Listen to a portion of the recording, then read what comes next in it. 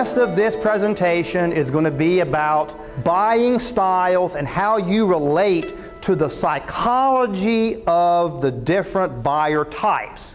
Sales psychology is all about fear. It's all about helping your client to overcome fear. Because when people are in a state of fear, they are stressed out, they feel threatened, and they're not going to want to have anything to do with you until you understand what their source of fear is as a buyer and help them to overcome that. There are at least 4 particular buying styles that have 4 particular fear states associated with them, okay? And that's what relationship selling is all about. If you use a one-size-fits-all relationship buyer style, selling style, you have a 75% chance of being wrong. And I'm here to tell you the evidence is that the buying style rapport that you form is the largest part of the close, period.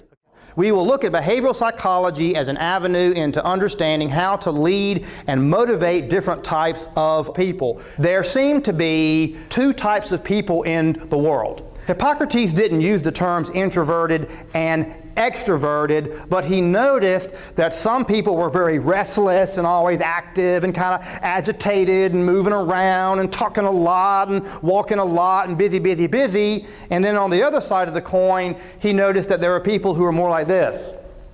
But he said to himself, you know, it's not just enough that I have identified these 2 types. I now know that there are 2 different types of these highly energetic types, okay? He called them, these are the actual words that Hippocrates used, he called type number 1 of the energetic type, he called those the choleric type, you know, the warrior types. And he's like, oh, you know, they want to beat people up, they always want to go to war. Today, we know those types as the CEO types or the highly driven type, all right? i.e. the arrogant, ambitious type. In the sales environment, you're creating the following things based upon your knowledge of their inner psychology and their fear state. You need to know what they need in their surroundings. You need to know what they need in their conversations. You need to know what they need to see in the actions of others, okay? First of all, let's move on to type number 1, the highly driven person. They live in a constant state of fear of being taken advantage of. Introvert type number 2, which is the person that we spend most of our time dealing with, the highly conscious and critical corporate buyer type. The only person in the corporation usually who has the authority to sign a check. These people, the conscientious type, you can say C equals corporate buyer equals check, okay? And for that type of job, the CEO and everyone else went to great psychological lengths, okay? And gave many personality tests and screening after background check after background check to make sure that he put the most critical, judgmental, nitpicky person in the world in between you and the corporation's bank account. Okay?